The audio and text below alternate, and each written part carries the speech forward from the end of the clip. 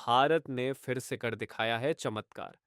2030 तक इसका market value बढ़कर हो जाएगा करीब 100 बिलियन डॉलर से भी ज्यादा, और 2032 तक भारत शामिल हो जाएगा दुनिया के टॉप 5 देशों के साथ। दोस्तों, आज हम बात करेंगे एक ऐसी इंडस्ट्री की जिसमें भारत अगले कुछ ही सालों में आत्मनिर्भर बनेगा और साथ ही साथ बन सकता है दुनिया का सबसे ताकतवर सेमीकंडक्टर हब। जी हाँ, सेमीकंडक्टर इंडस्ट्री नाम तो आपने सुना ही होगा, लेकिन चलिए आज इसे आसान भाषा में समझते हैं और देखते हैं कि क्यों ये इंडस्ट्री भारत के लिए इतनी अहमियत रखती है। दोस्तों, सोचिए आपका मोबाइल फोन, उसमें प्रोसेसर है, कैमरा है, मेमोरी है। अब इन सबको चलाने के लिए चाहिए एक दिल, एक दिमाग, वही है सेमीकंडक्टर। ये एक ऐसा छोटा सा चिप है जिसमें लाखों करोड़ों ट्रांजिस्टर भरे होते हैं। ये ट्रांजिस्टर बिजली को कंट्रोल करते हैं, कभी चालू, कभी बंद। यही ऑन ऑफ स्विच असल में डिजिटल दुनिया की भाषा है, यानी शून्य और एक। आज आप जो भी गैजेट इस्तेमाल करते हैं, mobile, laptop, TV, car, washing machine, rocket, हर जगह सेमीकंडक्टर मौजूद है। सीधे शब्दों में कहें तो बिना सेमीकंडक्टर के आज की दुनिया ठप हो जाएगी। इसी वजह से इसे कहा जाता है 21वीं सदी का तेल। अब सवाल है कि इस वक्त दुनिया में कौन इस खेल का बादशाह है।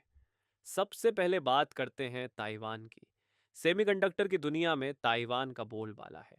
यहाँ की सबसे बड़ी कंपनी टीएसएमसी अकेले दुनिया के 60% से ज्यादा एडवांस चिप्स बनाती है। एप्पल, एनवीडिया और एएमडी जैसी कंपनियां अपनी चिप्स के लिए टीएसएमसी पर निर्भर हैं। इसके बाद आता है दक्षिण कोरिया। यहाँ की कंपनियां सैमसंग और एस के हाइनिक्स मेमोरी चिप्स की महारानी हैं। रैम और स्टोरेज के मामले में इनका आधा से ज्यादा बाजार पर कब्जा है। अमेरिका भी पीछे नहीं है। वहाँ की कंपनियां इंटेल, नविडा, क्वालकॉम और एएमडी चिप्स डिजाइन करती हैं और पेटेंट टेक्नोलॉजी पर उनका राज है। हालांकि अमेरिका उतना निर्माण खुद नहीं करता जितना ताइवान या कोरिया करते हैं, लेकिन डिजाइन के मामले में कोई उसका मुकाबला नहीं कर सकता। इसके बाद आता है चीन। पिछले एक दशक में चीन ने अरबों डॉलर इस इंडस्ट्री में झोंक दिए हैं। हुआवे और एसएमआईसी जैसी कंपनियां तेजी से बढ़ रही हैं।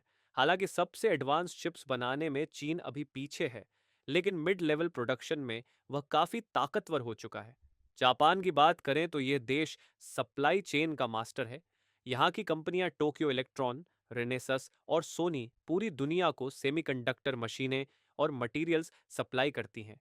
यानी जापान खुद उतना निर्माण न करके भी चिप्स की दुनिया का पावर हाउस बना हुआ है।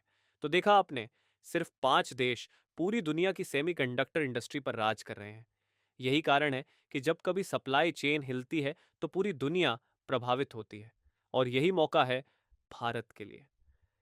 2 सितंबर 2025 को नई दिल्ली में एसआईएमईकॉन इंडिया 2025 का आयोजन हुआ। ये एक ऐतिहासिक दिन था क्योंकि प्रधानमंत्री नरेंद्र मोदी ने इस कॉन्फ्रेंस का उद्घाटन किया और उसी मंच पर यूनियन मिनिस्टर अश्विनी वैष्णव ने पेश किया भारत का पहला पूरी तरह से स्वदेशी विक्रम 22 बिट माइक्रो प्रोसेसर।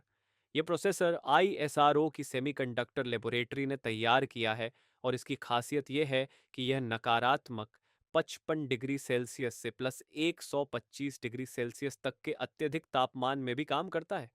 यानी यह रॉकेट और स्पेस मिशनों के लिए परफेक्ट है। दोस्तों, ये कोई छोटी उपलब्धि नहीं है। इससे पहले 2009 में भारत ने 16 बिट विक्रम 1601 प्रोसेसर बनाया था जो आईएसआरओ के लॉन्च व्हीकल्स में इस्तेमाल होता रहा है, और अब 32 बिट वर्जन आ चुका है। अश्विनी वैष्णव ने इस मौके पर कहा कि कुछ साल पहले प्रधानमंत्री की दूरदर्शी सोच से नई शुरुआत की थी, और सिर्फ 3.5 साल में दुनिया भारत की तरफ भरोसे के साथ देख रही है। यानी अब दुनिया मान रही है कि भारत इस रेस में बड़ा खिलाड़ी बन रहा है। भारत सरकार ने 2021 में इंडिया सेमीकंडक्टर मिशन लॉन्च किया था। इसके तहत करीब 76,000 करोड़ रुपए का पीएलआई स्कीम आया, और अब तक 10 बड़े प्रोजेक्ट्स को मंजूरी मिल चुकी है, जिनमें लगभग 1.6 लाख करोड़ रुपए का निवेश हो रहा है। गुजरात के सनांड में हाल ही में पहला outsourced semiconductor assembly and test plant शुरू हुआ है। यानी अब भारत वास्तव में मेड इन इंडिया चिप्स बनाना शुरू कर चुका है। 2023 में भारत का सेमीकंडक्टर मार्केट वैल्यू लगभग 38 बिलियन डॉलर था, लेकिन 2030 तक इसके बढ़कर 100 से 110 बिलियन डॉलर तक पहुंचने का अनुमान है। आने वाले 7 सालों में ये इंडस्ट्री 3 गुना से भी ज्यादा बड़ी हो जाएगी। लेकिन दोस्तों, रास्ता इतना आसान नहीं है। भारत को कई चुनौतियों का सामना करना पड़ेगा। सबसे बड़ी चुनौती है एडवांस्ड मशीनों की कमी। दुनिया की सबसे एडवांस्ड लिथोग्राफी मशीनें सिर्फ कुछ देशों के पास हैं और वे बेहद महंगी हैं। दूसरी चुनौती है स्किल्ड मैन पावर की। चिप डिज़ाइन में भारत अच्छा है, लेकिन चिप मैन्युफैक्चरिंग के लिए लाखों ट्रेंड इंजीनियरों की ज़रूरत है। तीसरी चुनौती है सप्लाई चेन डिपेंडेंस की। सिलिकॉन वेफर्स, केमिकल्स और गैसों को अब भी हमें बाहर से मंगवाने पड़ते हैं। चौथी चुनौती है इन्वेस्टमेंट की। एक फैक्ट्री लगाने में ही 5 से 10 बिलियन डॉलर लग जाते हैं। और पांचवी चुनौती है ग्लोबल पॉलिटिक्स की।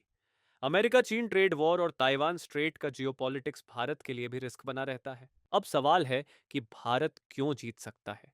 इसके पीछे कई मजबूत कारण हैं। भारत एक स्टेबल डेमोक्रेसी है और दुनिया को इस पर भरोसा है। भारत पहले से ही आईटी और सॉफ्टवेयर का ग्लोबल हब है, तो डिजाइन और टैलेंट की कोई कमी नहीं। 1.4 बिलियन लोगों का विशाल डोमेस्टिक मार्केट अपने आप में एक बहुत बड़ा फायदा है। सरकार लगातार पीएलआई स्कीम, भारी निवेश और विदेशी कंपनियों के साथ पार्टनरशिप कर रही है।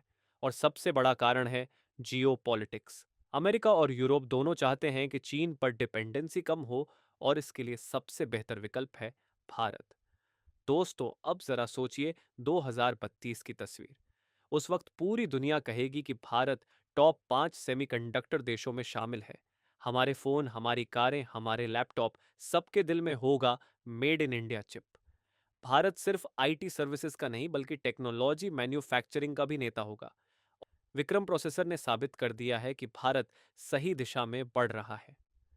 तो दोस्तों, आज आपने जाना कि सेमीकंडक्टर क्या है, क्यों ये इतना ज़रूरी है, कौन कौन देश इस वक्त टॉप पर हैं और भारत कैसे इस इंडस्ट्री में छलांग लगा रहा है। रास्ता आसान नहीं है, लेकिन भारत की स्पीड देखिए। आईएसआरओ का विक्रम प्रोसेसर, गुजरात का नया ओएसएटी प्लांट, हजारों करोड़ का निवेश, सब कुछ एक बड़े बदलाव की तरफ इशारा कर रहे हैं। अगर यही स्पीड रही तो 2032 तक भारत सिर्फ टॉप 5 में नहीं, बल्कि दुनिया का सबसे पावरफुल सेमीकंडक्टर हब बन सकता है। तो अगली बार जब आप मोबाइल चलाएं, कार स्टार्ट करें या सैटेलाइट लॉन्च की खबर सुने, याद रखिएगा उस सब का दिल, उस सब की जान है सेमीकंडक्टर, और वो भी जल्द ही मेड इन इंडिया होगा। दोस्तों, आपको क्या लगता है, क्या भारत 2032 तक दुनिया का सेमीकंडक्टर सुपर पावर बन पाएगा?